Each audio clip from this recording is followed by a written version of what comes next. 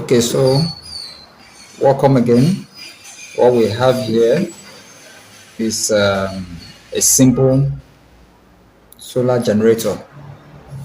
This wire here comes from our solar panels outside. The solar panel is a 200 watts solar panel at 18 volts. It comes in through here. This is a DC converter, DC to DC buck converter. It steps down the voltage from the solar panel from the between 18 to 21 volts variable to a steady 13 volts or thereabouts. We need a steady output in order to charge our battery as well as use to run our inverter. This is your DC converter. All it does is to step down variable inputs, meaning your voltage can range, with solar panels, voltage ranges. It swings from 0 all the way to 21 volts for this particular panel, depending on shading conditions, how exposed it is to sun. All through that variable, we need a steady output. So as long as it is 13 volts and above, the output from this DC converter remains at steady 13 volts, irrespective of the input from the panel going to the converter. This converter is an important component in this setup.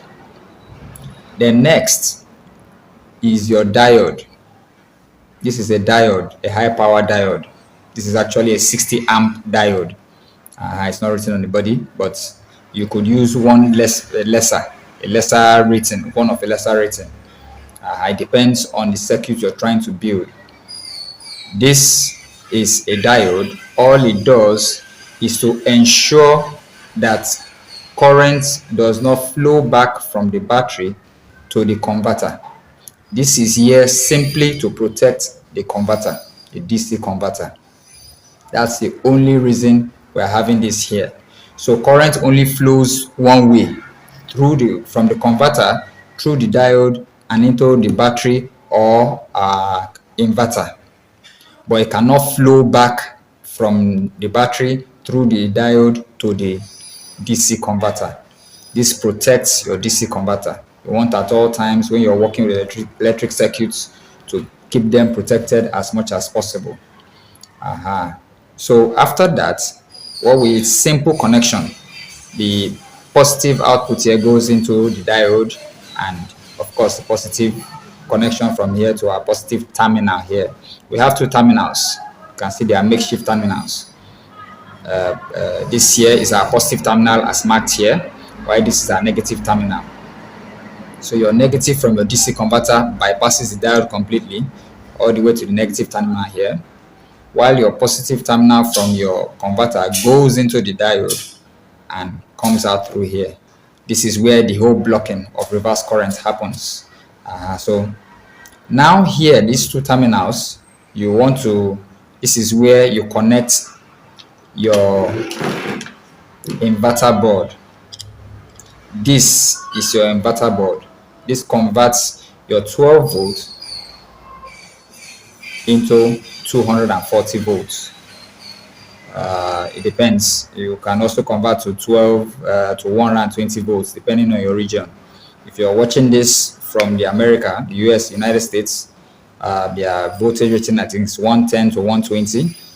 But if you're watching this from the other parts of the world, including Africa, you are probably getting a 220 to 240 volts inverter here. So this is another circuit board. This here is your USB circuit board for charging your USB devices, phones, rechargeable lamps, rechargeable radios, and etc. You have 3 USB ports on this. This is optional. Should you want to include it, you can include as many gadgets and IC and circuit boards as you want. I could include a circuit board for FM radio. I could include a Bluetooth circuit board. You can build your solar generator and include all the features you want. Whatever feature that comes to mind, you can include it. So, but here right now, this board is the USB board for charging your rechargeable gadgets that require 5-volt voltage. Then this, like I said, is your inverter board.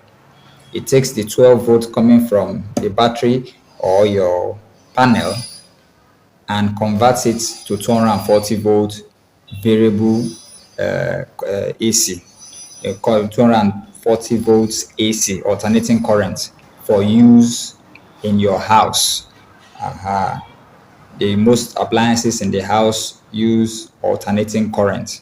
So your 12 volt DC, which is direct current from your battery or your panel, is useless to most of the appliances in your house. You need this inverter board to do the conversion from the 12 volt direct current into a usable 240 volt alternating current. That is why we have this here. This came with the board. This is just a 12 volt cigarette lighter. It's still supplying 12 volt DC. You can choose to cut this off or still use it for something else.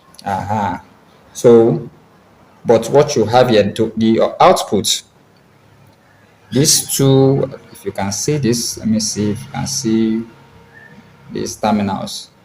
These two pins here, that's your output for your 240 volts AC. What you want to do is connect, like I showed you, like I connected earlier, the bulb. It's a bulb. It's a AC bulb. It's not a DC bulb. How do you know it's not a DC bulb? If I connect it to this place, it won't come on. That's our 12 volt DC. You see, its bulb's not coming on. It's a 240 volt AC bulb. When I connect it here,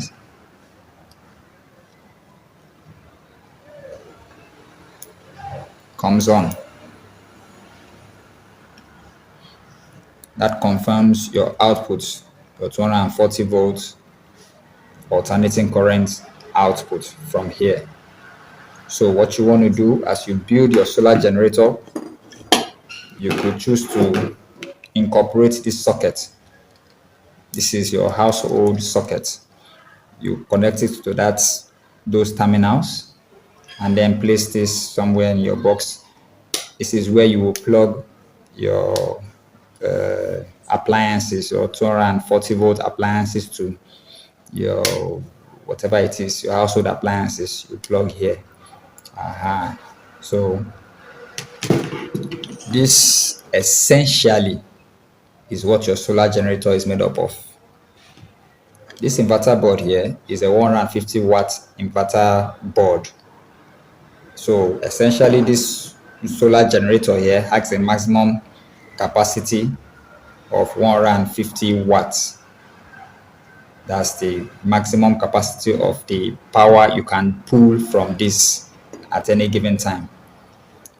The number of hours it will probably run that appliance for is dependent on your battery bank. If you are strictly just running on solar without a battery bank, the whole essence of a battery bank is to have some reserve energy to run later at night when the sun is down. But if you do not want a battery bank, it is all right. You can disconnect your battery bank and just run straight from your panel to your appliances. It is simple, straightforward. It's not a must to have a battery bank. Battery banks are just necessary should you want to have some energy left or to run at night when the sun is down.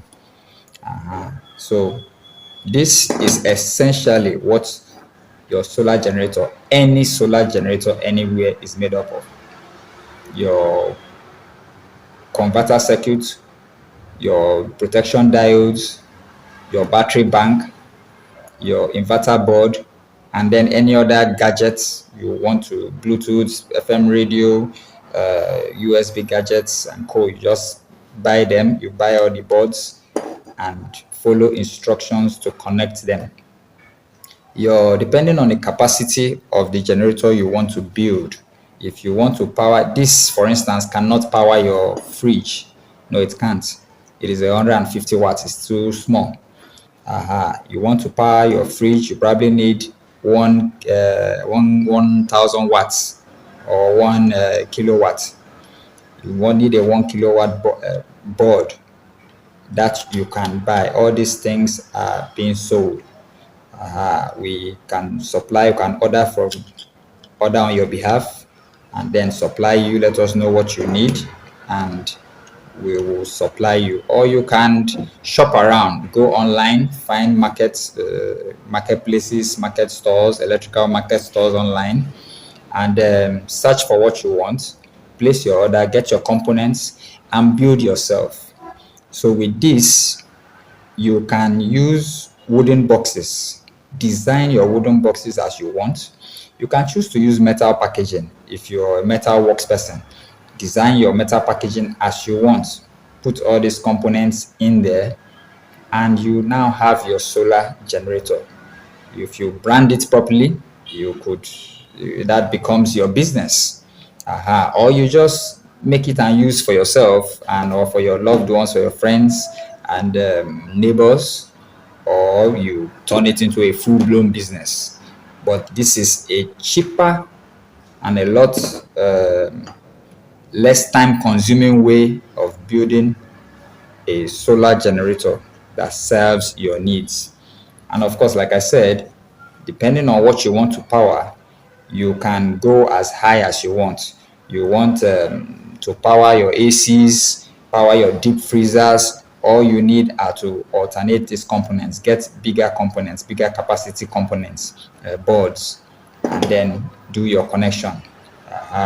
We are here. You can always reach out to us anytime for guidance on whatever project it is you are building. Thank you very much for tuning in, and I hope this helps you. Thank you. Bye-bye.